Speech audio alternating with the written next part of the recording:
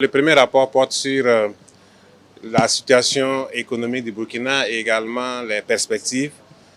Il s'agit d'abord d'un rapport qui porte sur l'exercice 2023. Donc en fin d'année 2023, il faut dire que malgré les différents chocs que nous avons connus, chocs exogènes et bien sûr des chocs endogènes, au niveau exogène, il s'agit bien sûr des tensions géopolitiques au niveau international et également les resserrements de la politique monétaire au niveau de l'espace UEMOA. Et en termes de chocs internes, c'est bien sûr la situation sécuritaire. Mais malgré tout cela, nous avons pu réaliser un taux de croissance appréciable de 3,6%. Et nous étions à 1,8% en 2022. Donc, le taux de croissance a été doublé. Et en ce qui concerne aussi le taux d'inflation, en fin 2022, nous étions à un taux d'inflation de 14,1%.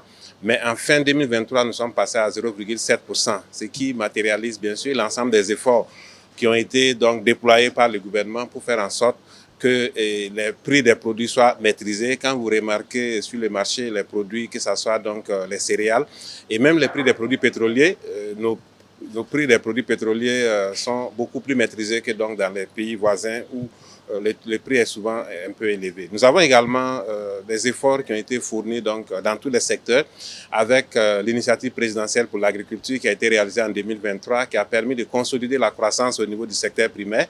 Et il y a également donc, au niveau du secteur secondaire la production, notamment au niveau de la production d'or, dont la quantité a baissé, mais avec le cours important qui a été constaté sur le marché, cela a permis d'accroître donc les recettes d'exportation. Alors, on peut également noter qu'en 2023, les recouvrements étaient à un niveau assez intéressant. Toutes les régies des recettes ont fait des efforts pour un recouvrement très important. Maintenant, nous ne pouvons pas présenter la situation de 2023 sans présenter la situation de 2024 actuellement. Il faut dire que pour 2024, nous avons un taux de croissance prévu à 5,5%, bien sûr avec un certain nombre d'hypothèses qui peut même permettre d'aller à un taux au-delà de cela. Et au titre du premier trimestre également, les efforts ont continué donc au niveau de toutes les structures du ministère de l'économie, des finances et de la prospective pour améliorer encore les recouvrements. En fin de trimestre 2023, nous n'avons pas atteint les objectifs qui étaient fixés, mais avec donc les efforts qui ont été déployés et les actions en cours, nous pensons que nous allons pouvoir rattraper cela et permettre donc de faire face aux opérations de l'État. Donc globalement, on peut dire qu'il y a de l'espoir pour que la situation économique s'améliore. Et cela est bien sûr tributaire de la maîtrise de la situation sécuritaire qui est en train de s'améliorer, mais également de la pluviométrie qui, si elle est bonne, permettra donc d'avoir une bonne récolte et bien sûr d'impacter positivement le secteur primaire. Le deuxième rapport porte sur la nationalisation de la Banque commerciale du Burkina. Il faut dire que la Banque commerciale du Burkina est une banque créée par l'État burkinabé et la Banque arabe libyenne, donc détenue par l'État libyen. Et la banque a fait plus de 40 ans d'existence avec une parité dans le capital où l'État burkinabé a 50%, et également la Libye a 50%.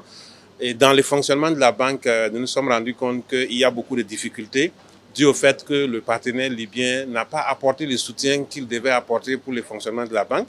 Et depuis longtemps, les efforts du gouvernement ont permis donc à la banque de se maintenir.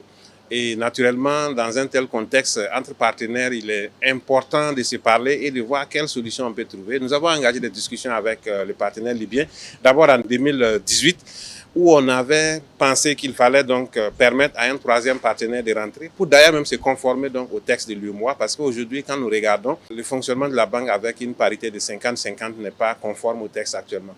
Et la partie libyenne n'a malheureusement pas accepté, et nous avons encore repris le dialogue en 2024 pour voir dans quelle mesure nous pouvons restructurer et faire en sorte que la banque puisse fonctionner normalement. Nous avons essayé donc la voie diplomatique, mais malheureusement en face nous n'avons pas eu véritablement un partenaire qui souhaitait aller dans le sens que nous avons voulu pour accélérer donc le processus de renforcement de la banque. Donc finalement, il a été décidé au Conseil des ministres aujourd'hui de nationaliser la banque.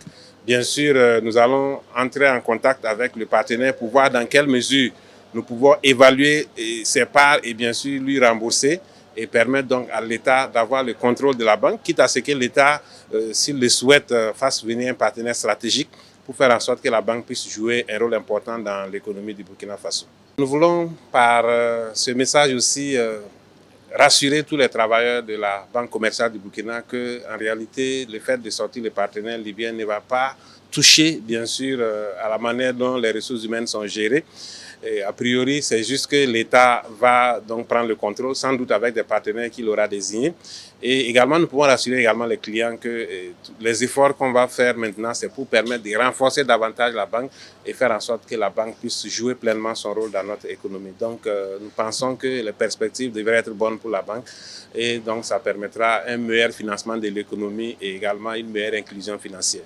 Le troisième dossier porte sur l'autorisation de prise de participation de l'APEC dans les capitales sociales de la société Faso Tomate Sofato à titre de régularisation.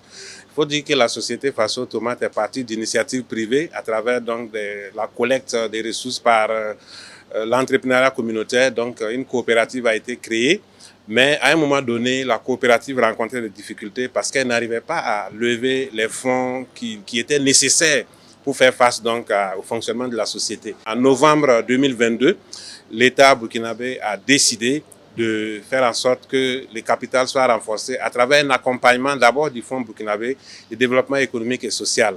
Et cela a permis donc de faire des avancées dans le déploiement de l'entreprise.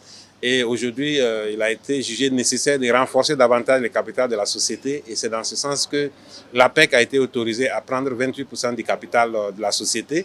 Donc cela permet à la société d'avoir des ressources et également d'avoir un actionnariat assez solide pour pouvoir exercer convenablement. La phase de construction est totalement finie.